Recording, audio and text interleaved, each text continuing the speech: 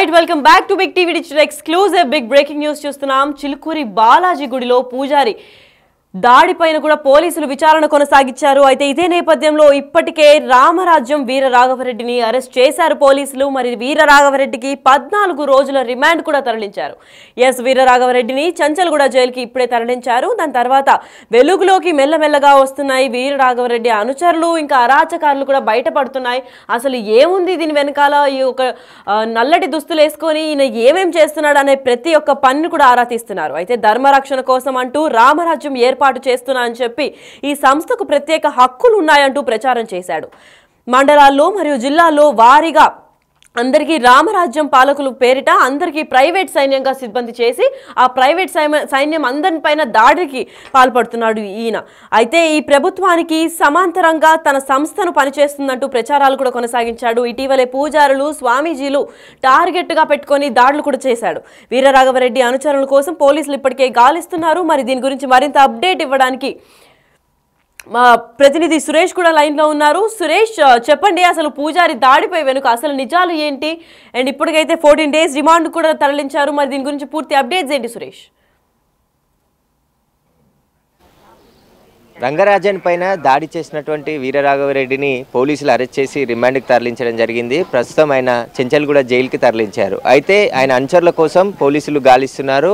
శుక్రవారం రోజు ఈ ఘటన జరిగినప్పటికీ కూడా చిలుకూరు బాలాజీ గ్రామస్తులకు కూడా ఈ విషయం తెలియదు. టీవీలో వచ్చిన తర్వాతే రంగరాజన్ దగ్గరికి వెళ్ళి అసలు ఏం జరిగింది, గొడవకు గల కారణాలు ఏంటి, ఎందుకు దాడి చేశారనే వివరాలన్నీ కూడా ఆయనని అడిగి తెలుసుకొని పరామర్శిస్తున్నారు. భక్తులు కూడా పెద్ద ఎత్తున చిలుకూరు బాలాజీ టెంపుల్కి వస్తూ ఉంటారు. అసలు రంగరాజన్ పైన దాడి జరిగిన విషయం తెలుసుకొని ఆయనని పరామర్శించడానికి కూడా లోనికి వెళ్తున్నారు. అయితే మనం చిలుకూరు బాలాజీ టెంపుల్ వద్ద ఉన్నాము. ఇదే రూట్లో ఎవరైతే వీరరాఘవరెడ్డి ఆయన అనుచరులందరూ కూడా కలిసి వెనుక సైడ్ ఉండే రంగరాజన్ ఇంటి వైపుకి వెళ్ళి రంగరాజన్ని కలవాలని చెప్పేసి అక్కడికి లోపలికి వెళ్ళడం జరిగింది. ఆ తర్వాత భక్తుల్లాగా లోపల చొరబడిన తర్వాత రంగరాజన్ని ఒక్కసారిగా దాడి చేసి ఆ పైన ఆయనను కింద కూర్చోపెట్టి అనేక మాటలు అంటూ భయాందోళనకు గురి చేసి బెదిరించే ప్రయత్నం కూడా చేసినటువంటి వీడియోలన్నీ కూడా మనం నిన్న టెలికాస్ట్ చేసాము. అందులో చూసాం స్పష్టంగా. ఎందుకంటే ఆయన ఎప్పటి నుండో చిలుకూరు బాలాజీకి సంబంధించి ప్రధాన అర్చకులుగా కొనసాగుతున్నాడు. ఇక్కడ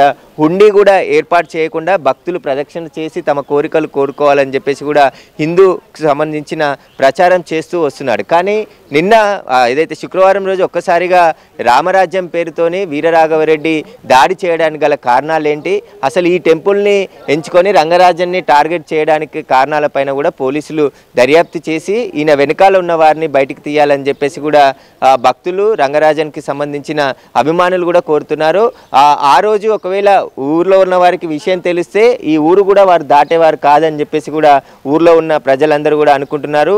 భక్తుల ముసుగులో వచ్చి రంగరాజన్ పై దాడి చేయడాన్ని తీవ్రంగా ఖండిస్తున్నామని చెప్పేసి కూడా వారందరూ చెప్తున్నారు. కాబట్టి ఉదయం నుంచే ఈరోజు, ఎందుకంటే నిన్న విషయం బయటికి వచ్చిన తర్వాత రంగరాజన్కి సంబంధించి దాడి జరిగింది. వీరరాఘవరెడ్డి రామరాజ్యం పేరుతో ఒక యూట్యూబ్ ఛానల్ని కూడా రన్ చేస్తున్నాడు. తనకి ప్రత్యేకమైన సైన్యం ఉంది. ఆ సైన్యాన్ని 2 తెలుగు రాష్ట్రాల్లో మోహరించి తనకు ప్రత్యేకమైన చట్టాలు ఉన్నాయి, న్యాయ వ్యవస్థను కూడా శాసించే వీలున్నటువంటి చట్టాలు తనకు ఉన్నాయని చెప్పేసి కూడా తాను ప్రచారం చేసుకుంటూ మొత్తం కొంతమంది యువకులను గ్యాదర్ చేసుకొని వారికి కౌన్సిలింగ్ ఇచ్చి ఈ తరహా దాడులకు పాల్పడుతున్నట్టుగా హిందూ సంఘాలు ఆగ్రహం వ్యక్తం చేస్తున్నాయి. వీరరాఘవరెడ్డి హిందూ సమాజం కోసం పాటుపడితే హిందువులనే టార్గెట్ చేసి హిందువులపై ఎలా దాడి చేశాడు, ఇలాంటి రంగరాజన్ లాంటి అర్చకుడిపై దాడి చేయడానికి గల కారణాలు ఏంటి, అసలు ఇతనికి సంబంధించి వీరరాఘవరెడ్డికి సంబంధించిన బ్యాక్గ్రౌండ్ పైన పూర్తిగా విచారణ జరపాలని చెప్పేసి కూడా హిందూ సంఘాలు డిమాండ్ చేస్తున్నాయి. నిన్న బజరంగ్ దళ్ తెలంగాణ కన్వీనర్ శ్రీరాములు కూడా డిమాండ్ చేయడం జరిగింది. ఆయన ఒక రౌడీలాగా కనబడుతున్నాడు. అతను రంగరాజన్ పై దాడి చేయడం, ఆయన అనుచరులను ఒక బ్లాక్ డ్రెస్ వేసుకొని ఒక రౌడీ షీటర్ల లాగా ఆలయంలోకి ప్రవేశించి అర్చకుడైనటువంటి రంగరాజన్ పైన దాడి చేయడాన్ని తీవ్రంగా ఖండిస్తున్నామని చెప్పేసి కూడా బజరంగ్ దళ్ వాళ్ళు చెప్పడం జరిగింది. అదేవిధంగా అర్చకుల సంఘ పంతులు కూడా రంగరాజన్ పై దాడిని తీవ్రంగా ఖండిస్తున్నాం. ఆయన హిందూ సమాజం కోసం, రామరాజ్యం కోసం తాను రంగరాజన్ తాపత్రయపడుతూ సమాజంలో మార్పు తీసుకొచ్చేందుకు కృషి చేస్తున్నటువంటి రంగరాజన్ పైనే ఇలా దాడికి పాల్పడ్డ వీరరాఘవరెడ్డి అసలు ఎవరు, వీరరాఘవరెడ్డి చిలుకూరు ఎందుకు వచ్చాడు, ఎందుకు దాడి చేశాడు అనుచరులపైన పూర్తిగా దర్యాప్తు చేయాలి. మిగిలిన అనుచరులను కూడా అరెస్ట్ చేయాలని చెప్పేసి కూడా హిందూ సంఘాలు డిమాండ్ చేస్తున్నాయి. అయితే వీరరాఘవరెడ్డి ఇక్కడికి రావడం, తనకి ముందు సోషల్ మీడియాలో అనేక పోస్టులు పెట్టడం, తనకి సపరేట్గా సైన్యం ఏర్పాటు చేస్తున్నాను, గ్రామానికి ఒక యువకుని, హిందూ యువకుని అప్పచెప్పాలి, మేము రామరాజ్యం స్థాపించబోతున్నాం అని చెప్పేసి కూడా అనేక వీడియోలు చేసి అందులో తనకి ప్రత్యేకమైన చట్టాలు ఉన్నాయని చెప్పేసి కూడా న్యాయ వ్యవస్థని మేము శాసించడానికి బయలుదేరామని చెప్పేసి కొన్ని వీడియోలు కూడా చేయడం జరిగింది. కాబట్టి ఏదైతే వీరరాఘవరెడ్డికి సంబంధించిన పూర్తి బ్యాక్గ్రౌండ్ పైన విచారణ జరిపించాలని చెప్పేసి కూడా హిందూ సంఘాలు డిమాండ్ చేస్తున్నాయి. చిలుకూరు బాలాజీ టెంపుల్లో కూడా నిత్యం వందలాది మంది భక్తులు, వేలాది మంది భక్తులు ఇక్కడికి వచ్చి ప్రదక్షిణలు చేస్తూ ఉంటారు. మీరు ఎక్కడి నుండి వచ్చారు సార్? నేను కేతిరెడ్డిపల్లి మైనాబాద్ మండలం అండి. ఈ రంగరాజన్ పై దాడి జరిగింది, మీకు దీనిని నేను తీవ్రంగా ఖండిస్తున్నాను. ఒక హిందూ సమాజంపై దాడి జరిగినట్టు నేను భావిస్తున్నాను. అతనిపై కఠిన చర్యలు తీసుకోగలరని నేను మరీ మీడియా వారిని, ప్రజాప్రతినిధులను, రామభక్తులను, ఇక్కడున్న హిందూ సమాజాన్ని కోరుచున్నాను. అతను ఈ హిందూ సమాజం కోసం పాటుపడుతున్నటువంటి రంగరాజన్ని హిందూ రామరాజ్యం పేరుతోనే వీరరాఘవరెడ్డి దాడి చేశారు. దీన్ని ఎట్లా చూసారు అసలు ఆయన? అసలు అవన్నీ మేము ఖండిస్తున్నట్టు, ఏదో అతని వేరే ఉద్దేశంతో చేయొచ్చు, కానీ అతను ఏముందో తగిన విచారణ చేసి అతని మన నిజానిజాలు కక్కించాలని నేను కోరుచున్నాను. అతన్ని తీవ్రంగా కఠినంగా శిక్షించాలని కోరుచున్నాను ఒక హిందూవాదిగా. మీరు ఎప్పటి నుండి వస్తారు ఈ టెంపుల్కి? నేను 1988 నుంచి అండి. అప్పటి నుండి కూడా చూస్తున్నారు కదా రంగరాజన్ గారిని, మీరు ప్రధాన అర్చకులుగా ఉన్నారు, దినదినంగా అభివృద్ధి చేస్తున్నారు. ఎట్లా చూస్తారు అసలు ఆయనకు సంబంధించి? ఆయన వ్యక్తిగతంగా కానీ గుడి నిర్వహణలో కానీ చాలా అద్భుతంగా దీన్ని వెలుగులోకి తీసుకొచ్చింది. అతను ఈ దేవాలయాన్ని ఒక ఆదర్శంగా తీర్చిదిద్దింది. అతనికి చాలా ధన్యవాదాలు చెప్పబోతున్నాను అని నేను అతన్ని మాత్రము కఠినంగా శిక్షించాలని కోరుతున్నాను, వీరరాఘవరెడ్డిని. మీరు ఇదే టెంపుల్కి వస్తారమ్మా? ఎప్పటి నుండి వస్తారు? 18 years. ఎట్లా చూస్తారు పంతులు గారి మీద దాడి చేసి ఇంట్లోకి చొరబడి అని చెప్పి? కఠినంగా శిక్షించాలని కోరుచున్నాను.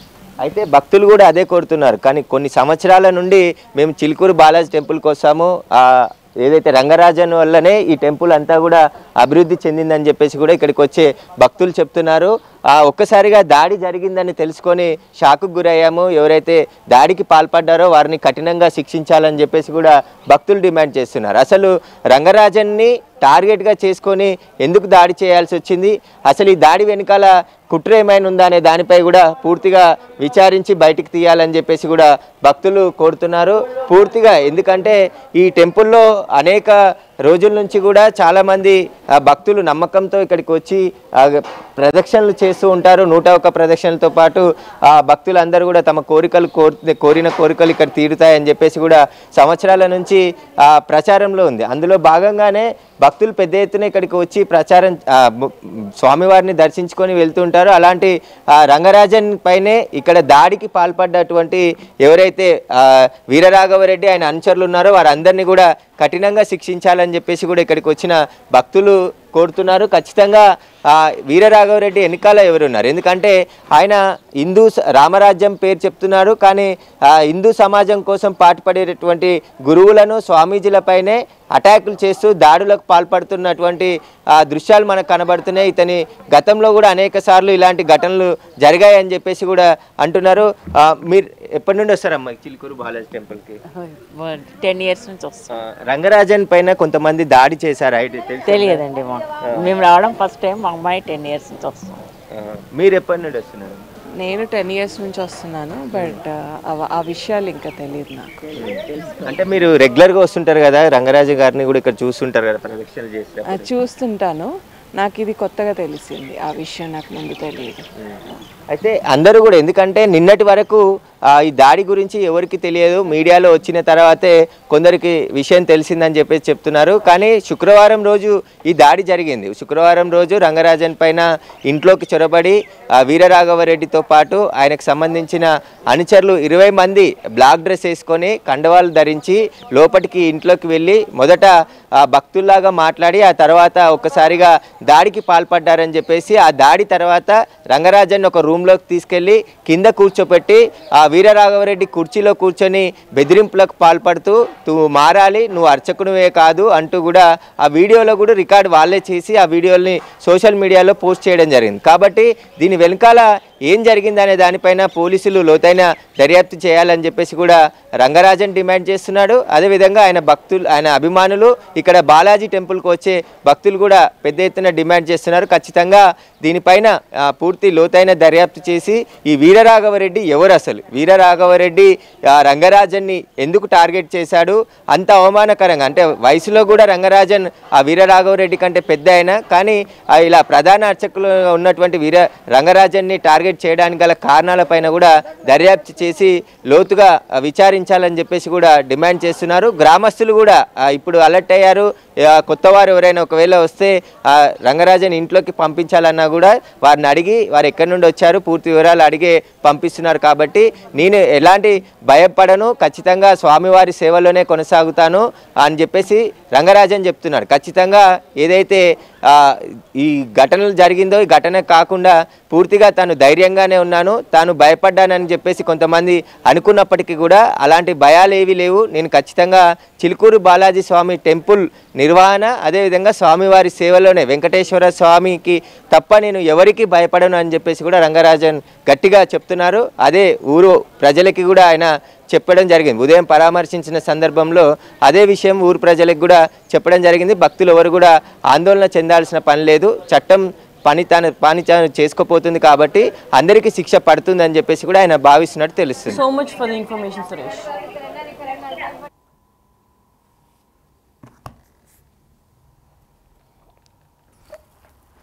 సుప్రీంకోర్టు అంటున్నావు, నీకు తెలియదా వాళ్ళకున్న ఇమ్యూనిటీ ఆర్టికల్ 124(4) ఎవడైనా ఇప్పుడు దాకా ఏ ప్రధానమంత్రి అయినా ఇంపీచ్ చేయగలిగారా? 77 IPC 197 CRPC వాళ్ళ రక్షణ కవచాలు తెలియదా మీకు? భగవద్గీత 18వ అధ్యాయంలో 17వ శ్లోకం ఉన్న యస్య నాహంకృతో భావో బుద్ధిరేష నలిపితే హత్వాపి సహిమాన్ లోకాన్ని హంతి ప్రయోగించే అవకాశం మాకు లేదా?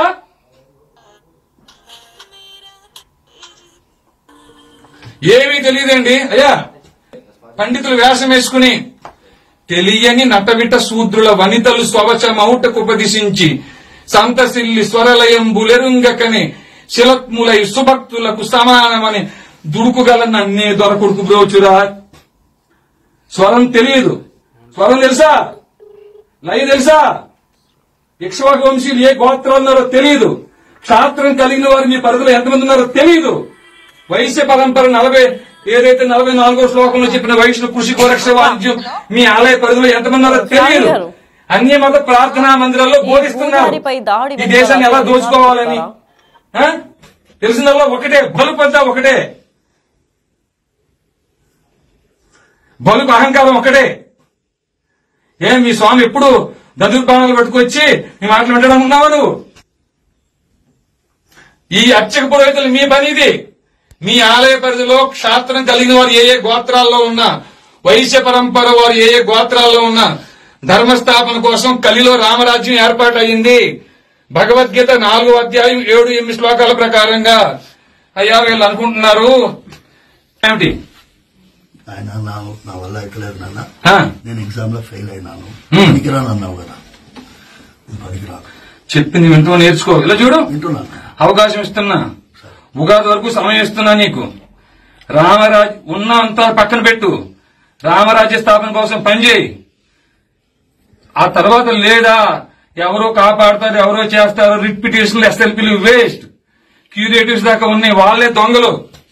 ఏ న్యాయమూర్తులైతే అన్బ్రైడల్ పవర్స్ తో ఆర్టికల్ 124(4) అని ఇమ్యూనిటీతో 77 IPCతో జడ్జెస్ ప్రొటెక్షన్ యాక్ట్ తో ఇట్లాంటి రక్షణ కవచాలు పెట్టుకు విర్రవీగుతున్నారా? రక్షణ కవచాలు బ్రేక్ చేయడం కోసం వచ్చేవాడి అయ్యా మేము కూడా. అయ్యా వింటున్నారా?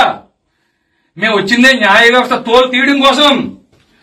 వాళ్ళ దగ్గరికి వెళ్ళి భిక్ష పడుకుంటావు నువ్వు, వెళ్ళి వాళ్ళ దగ్గరికి వెళ్ళి రిట్రిషన్లు వేసి వాళ్ళు కొట్టేస్తే ఇంపీచ్మెంట్ చేసే అవకాశం నీకు ఆర్టికల్ 124(4) ఇచ్చిందా? ఇచ్చిందా మీకు? కలిని బంధించడం కోసం వచ్చాను ఆయన. మేము వచ్చింది అయ్యా మీ రావడంత అందం మాకు లేకపోవచ్చు నాయన, కానీ మమ్మల్ని పంపించిన వాడు హరిగుణ మణిమయ స్వరములు గలమున శోభిల్లు భక్త కోడులిలలో. హరిగుణ శ్రీనిల గోత్ర క్షాత్రం గుండెల్లో ఉంటానంటే కాళ్ళ దగ్గర పెట్టిన దుర్మార్గుడు నేను. ఏ మాత్రం జాలి దయ లేని వాడిని. ఎందుకు వచ్చానంటే ఆ ముక్కంటి పిలిచిన పిలుపుకి వచ్చాను నేను. వీళ్ళలో ఒక్కరు కూడా వారి అన్నం కోసం కుటుంబం కోసం రాలే. ధర్మం కోసం ప్రాణం ఇవ్వడం కోసం వచ్చారు. ఆ తల్లి ఇంట్లో చెప్పి వస్తా నేను తిరిగి రాకపోతే మీరు నా కోసం బెంగ పెట్టుకోవద్దు అని చెప్పి వచ్చారు. ఇక్కడ దొంగలు ఎవరు తెలుసా నాయన? దొంగలు ఎవరు మర్డర్లు మానభంగాలు చేసేవాళ్ళు కాదు. వాళ్ళని శిక్షించాల్సిన న్యాయమూర్తులు పనిచేయటం మానేశారు తండ్రి. వింటున్నారా? ఈ న్యాయమూర్తుల మీద 197 సిఆర్పిసి ప్రయోగించాల్సిన కేంద్ర రాష్ట్ర ప్రభుత్వం ఈ పని మానేసినాయి. ధర్మాన్ని బోధించి క్షాత్రం కలిగిన వారిని వెలికి తీసి వాళ్ళని గుర్తించి వారి పోషణ నిమిత్తం సైన్యంగా తయారు చేయించాల్సిన అధ్యయనంతో కూడా అధ్యాపనం చేయాల్సిన మీ పని మీరు మానేశారు అయ్యా.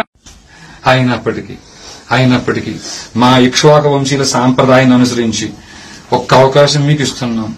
ఇది తప్పితే మేము రాము మహాత్మా వచ్చి చేయాల్సిన పని చేసుకెళ్లిపోతారు. నరస్వామి మీ పని మీరు చెయ్యమని మరొకసారి మనవి చేసుకుంటున్నాం.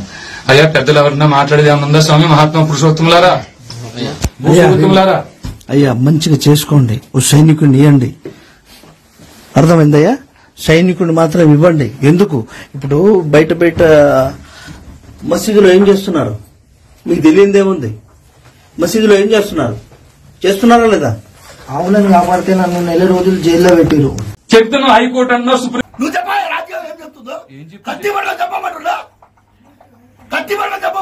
President governors and Rajaprakash shall not answerable to any courts. Governor, President. In the name of God, I take the oath. నాలాంటోడు భక్త చిక్కినోడు నీకు దొరికింది. ఇదే పని ఇవాళ రోజు శబరిమల జడ్జిమెంట్ లో ఈ దేశంలో శ్రీరాముడికి అధికారం లేదు అని ఒక జడ్జి చెప్పిండు. ఇదే పని. కూర్చోండి ఆయన, నువ్వు చెప్పాలి రాజ్యం ఏం చెప్తుందో. ఎస్, అయితే ఇదే అంశంపై పూజారిపై చేసిన దాడి వెనకాల అసలు నిజాలు ఏంటి అని మా ప్రతినిధి శ్రావణి అందిస్తారు. శ్రావణి చెప్పండి, అసలు పూజారి దాడిపై అసలు దీనికి గల కారణాలు ఏంటి, దీని వెనకాల ఉన్న నిజాలు ఏంటి? లక్ష్మి, మనం చూసుకున్నట్టయితే చిలుకూరు బాలాజీ టెంపుల్ అంటే ఎంతో ఫేమస్. ప్రతి ఒక్కరు కూడా ఇక్కడికి వచ్చి వారు కోరుకున్న కోరికలని ఇక్కడ చెప్పుకొని దాని తర్వాత నెరవేరిన తర్వాత ఇక్కడైతే ప్రదక్షిణలు చేస్తారు. మనకి చిలుకూరు బాలాజీలో ఉన్న రంగరాజన్ కూడా ప్రధాన అర్చకులుగా ఇక్కడైతే వ్యవహరిస్తున్నారు. అదేవిధంగా వారి తండ్రి, వారి కొడుకు కూడా అదే అర్చకుడి పొజిషన్లో ఇక్కడ నిత్యం పూజలు అందిస్తుంటారు స్వామివారికి. అయితే రీసెంట్గా శుక్రవారం రోజునైతే కొంతమంది ప్రైవేట్ ఆర్మీ వచ్చి అయితే ఇక్కడ రంగరాజన్ పై దాడి జరిపినట్లుగానైతే మనకి వార్తలు వస్తున్నాయి. అయినప్పటికీ కూడా ఇప్పటికీ వార్తలలో ఉన్న నిజాలు ఏంటి అని అంటే, ఒక వీర రాఘవరెడ్డి అనే ఒక వ్యక్తి 20 మందితో ఒక ప్రైవేట్ ఆర్మీని ఏర్పాటు చేసుకొని తను ఇక్ష్వాకు వంశానికి చెందినవాడు. ఇక్కడ గుళ్ళోకి వచ్చే ఇక్ష్వాకు వంశానికి చెందిన భక్తులు ఎవరైతే ఉంటారో వారిని ఒక ఆర్మీగా తయారు చేసి తనకు అప్పగించాలని. ఎందుకనంటే అతను ఒక సైన్యాన్ని తను తయారు చేసుకున్నాడు. ఆ సైన్యానికి రామరాజ్యం అనే ఒక పేరు కూడా పెట్టాడు. ఈ రామరాజ్యం అనే ఒక సంస్థనైతే ఆయన 2020లో అయితే దాన్ని మొదలు పెట్టాడు. అప్పటి నుంచి కూడా ప్రతి ఒక్క గుళ్ళని మన గుళ్ళో ఉన్న పంతులని టార్గెట్ చేసి అప్పటి నుంచి కూడా ఈ పంతుల పైన దాడికి ఒడిగడుతున్నాడు. ఈ దాడిలో అతను చెప్పేది ఏంటి అని అంటే, నాకు ఇక్ష్వాకు వంశానికి చెందిన ఆ గోత్రస్తులు ఎవరైతే ఉన్నారో వారిని నాకు ఒక ఆర్మీ లాగా తయారు చేసి అప్పగించాలి. అదేవిధంగా వారిని పోషించడానికి ఎవరైతే వైష్ణవ గోత్రాలు ఉన్నారో వారిని వాళ్ళకి పోషకులుగా ఉంచాలని చెప్పేసి రంగరాజన్ని అడగడం జరిగింది. దానికి ఆయన నిరాకరించడంతో ఆయన పైన భౌతికంగా కూడా దాడి చేశారు. ఈ మొత్తం అంతా కూడా వీళ్ళే ఎవరైతే వీర రాఘవరెడ్డి ఉన్నారో వారి సైనికులు వారే మొత్తం కూడా ఇదంతా సోషల్ మీడియాలో పోస్ట్ చేయడం జరిగింది. ఆ పోస్ట్ చేసిన దాంట్లో కూడా వాళ్ళు ఏదైతే అతన్ని కొట్టడం జరిగిందో ఆ వీడియోస్ అన్నిటినీ కూడా వాళ్ళు ఎడిట్ చేసి మరి వీటిని పోస్ట్ చేయడం జరిగింది. తర్వాత ఇది యూట్యూబ్లో వచ్చిన తర్వాత దాన్ని డిలీట్ చేయడం జరిగింది. సో ఈ విధంగానైతే ఇలా రంగరాజన్ పై దాడి జరిగిందని చెప్పేసి మనకి తెలుస్తుంది. అదేవిధంగా ఆ దాడి జరిగే సమయంలో అతని కొడుకు ఎవరైతే ఉన్నారో రంగరాజన్ కొడుకు ఆపడానికి వెళ్ళినప్పుడు అతన్ని కూడా కొట్టడం జరిగింది.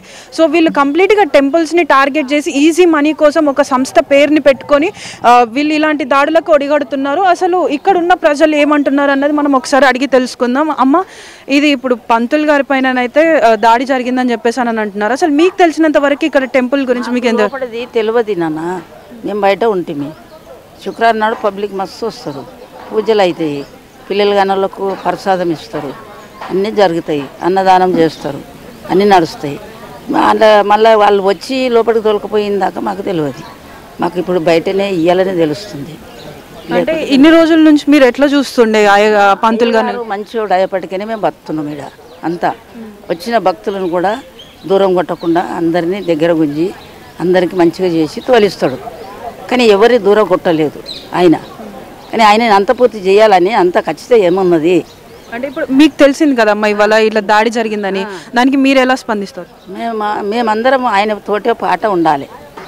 ఎందుకంటే మేము అన్నం తింటున్నాం, 10 రూపాయలు దేవుని పుణ్యాన ఆయన పుణ్యాన ఉండి మేము బతున్నాం. మేము సరిగ్గా ఉండాలి. ఆయన ఎటు విధంగా మమ్మల్ని నడుస్తూ మేము కూడా వెనక నడవాలి. అది బాధ అనిపిస్తుంది అమ్మ. ఇవాళ మాకు దేవుడు అంటాడు రచించిండు. ఆయన చుట్టూ కూర్చుని పెట్టుకొని ఒకరిని మొరగల మీద కూర్చుని పెట్టుకుంది అంటే మాకు ఎంత బాధ అవుతుంది. ఇన్నేళ్ళ సంది ఒక్కరు కూడా ఇట్లా ఆటంకం చేయలేదు. ఈ గుడికి ఇంత వరదాకా ఎవరు రాలేదు. అన్నీ పోరాడుకుంటూ వచ్చిండు ఆయన. పోరాడుకుంటా బీదలను సాధులను అంతా గుడ్డి గులాంనంతా నడుపుకుంటూ వస్తున్నాడు. కానీ అంత పూర్తి పని చేసుకుంటూ వస్తున్నాడు. కానీ ఆయనను ఇంత పూర్తి పని చేయవద్దు. వచ్చిన వాడికి చాలా చికిత్స చేసేయాలి, అయిపోతుంది. సో చూస్తున్నారు కదా, ఇక్కడ ఉన్న వాళ్ళకి కూడా ఇన్ని రోజులైతే మాకు తెలియదు, ఇప్పుడు ఈ రోజే మేము తెలుసుకున్నాం. తెలిసినప్పటికీ కూడా మాకు చాలా బాధాకరంగా ఉంది అని చెప్పేసి చెప్తున్నారు. ఎవరైతే వ్యక్తి వీర రాఘవరెడ్డి ఎవరైతే ఉన్నారో ఆయన దాదాపుగా ఈ 20 మందితోటి తను ఒక సైన్యాన్ని తీసుకొని వచ్చి అయితే డైరెక్ట్ దాడి చేయడం జరిగింది. ఈ దాడిలో ఆయన అంటే ఇన్ని రోజులుగా ఒక గొప్ప పొజిషన్లో ఉన్న వ్యక్తిని ఇంత దారుణంగా ఇలా కొట్టి ఆయనని ఇలా హింసించడానికి గల కారణాలు ఏంటి? అసలు వాళ్ళు కేవలం డబ్బు కోసం మాత్రమే ఇక్కడికి వచ్చి పూజారిని తనకి హ్యాండ్ ఓవర్ చేయాలని చెప్పేసి చెప్పారు. ఇలా ఇన్ని సంవత్సరాల నుంచి ఇక్కడ చిలుకూరు బాలాజీలో ఇన్ని పూజలు జరుగుతున్నాయి, ఇన్ని ప్రసంగాలు చేశాడు, కానీ ఏ ఒక్కరు కూడా ఇలా బిహేవ్ చేయలేదు. వాళ్ళు ఇలా వచ్చి చేయడం అనేది బాధాకరంగా ఉందని చెప్పేసి ఇక్కడ చెప్తున్నారు. అదేవిధంగా ఏ రోజైతే శుక్రవారం రోజు ఉదయం రాత్రి 2 గంటల వరకు వీళ్ళు కుంభమేళ వెళ్ళి రావడం జరిగింది. సో అప్పుడు వీళ్ళు వచ్చి కలిసినప్పుడు నేను ఇవాళ మాట్లాడలేను, నాకు ఇంకా వేరే పనులు కూడా ఉన్నాయి, నేను అలసిపోయి ఉన్నాను అని చెప్పినప్పటికీ కూడా అతను నాకే టైం ఇవ్వవా అని చెప్పేసి take him in to custody అని చెప్పి అలా రౌండప్ చేసేసి మరి అతన్ని అయితే హింసించడం జరిగింది. సో మరిన్ని విషయాలు కూడా మనం ఇక్కడ ఉన్న వాళ్ళని అడిగి తెలుసుకుందాం. అమ్మ మీరు చెప్పండి, ప్రధాన అర్చకుల పైన దాడి జరిగిందని చెప్పేసి అంటున్నారు, మీకు ఈ విషయం తెలుసా? మాకైతే ఈ విషయం తెలియదు, ఈరోజే తెలిసింది. మాకు అయ్యగారిని ఇట్లా చేసిరని కూడా తెలియదు అసలు.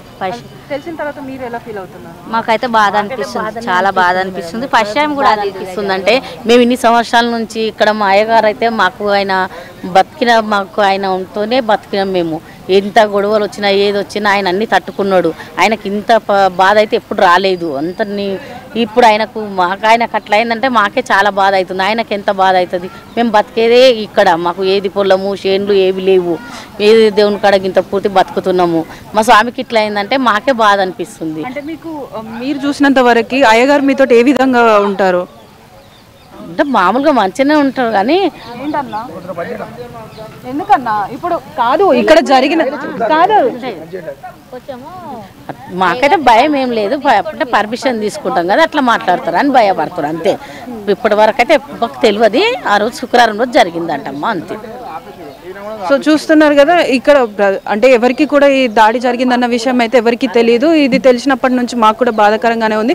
ఎందుకంటే మేము ఈ టెంపుల్ ఉన్నప్పటి నుంచి, మేము ఎప్పటి నుంచో ఇక్కడ మేము ఉంటున్నాము. మాకు ఎలాంటి ఆస్తులు లేవు, ఏమి లేవు. మేము ఇక్కడ టెంపుల్లో టెంకాయలు మరియు పూలు అమ్ముకుంటూనే మేము మా జీవనాన్ని కొనసాగిస్తున్నాం. అప్పటి నుంచి కూడా మాకు ప్రధాన అర్చకుల గురించి తెలుసు.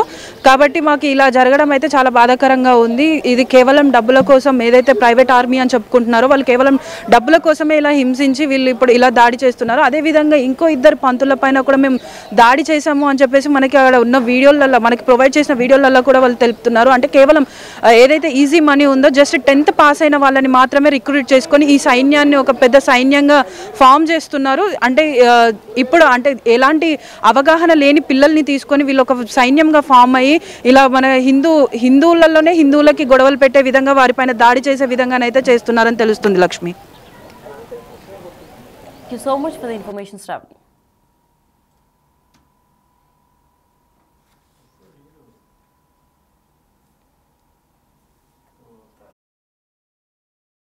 Not answerable to any courts. Governor, President. In the name of God, I take the oath.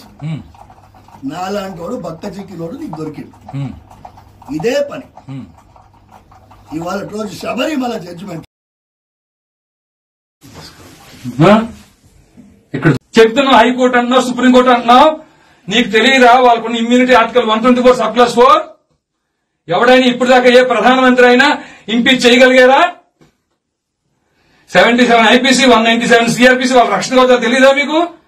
Bhagavad Gita 18వ అధ్యాయంలో 17వ శ్లోకం ఉన్న యస్య నాహంకృతో భావో బుద్ధి యస్య నలిప్యతే హత్వాపి సహిమాన్ లోకాన్ని హంతి ప్రయోగించే అవకాశం మాకు లేదా?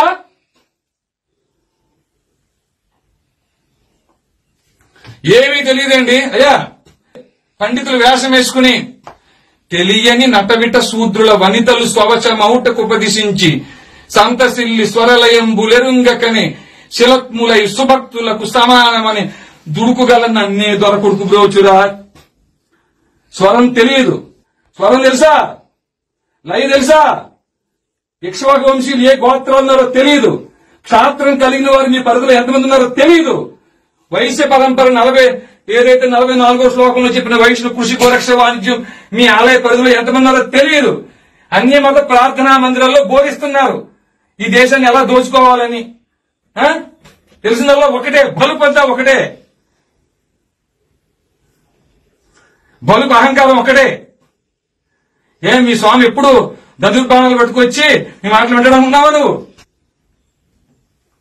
ఈ అర్చక పురోహితులు మీ పని ఇది. మీ ఆలయ పరిధిలో క్షాత్రం కలిగిన వారు ఏ గోత్రాల్లో ఉన్నా, వైశ్య పరంపర వారు ఏ గోత్రాల్లో ఉన్నా ధర్మస్థాపన కోసం కలిలో రామరాజ్యం ఏర్పాటు అయింది. భగవద్గీత 4వ అధ్యాయం 7-8 శ్లోకాల ప్రకారంగా. అయ్యా వీళ్ళు అనుకుంటున్నారు ఏమిటి? ఆయన నా వల్ల ఎక్కలేదు నాన్న, నేను ఎగ్జామ్ లో ఫెయిల్ అయినాను, పనికిరాను అన్నావు కదా, పనికిరాను చెప్పింది వింటూ నేర్చుకో. ఇలా చూడు, వింటున్నాను. అవకాశం ఇస్తున్నా, ఉగాది వరకు సమయం ఇస్తున్నా నీకు. రామరాజ్ ఉన్నంతా పక్కన పెట్టు, రామరాజ్య స్థాపన కోసం పనిచేయి. ఆ తర్వాత లేదా ఎవరో కాపాడతారు, ఎవరో చేస్తారు, రిట్ పిటిషన్లు, ఎస్ఎల్పీలు వేస్ట్, క్యూరేటివ్స్ దాకా ఉన్నాయి, వాళ్లే దొంగలు. ఏ న్యాయమూర్తులైతే అన్బ్రైడల్ పవర్స్ తో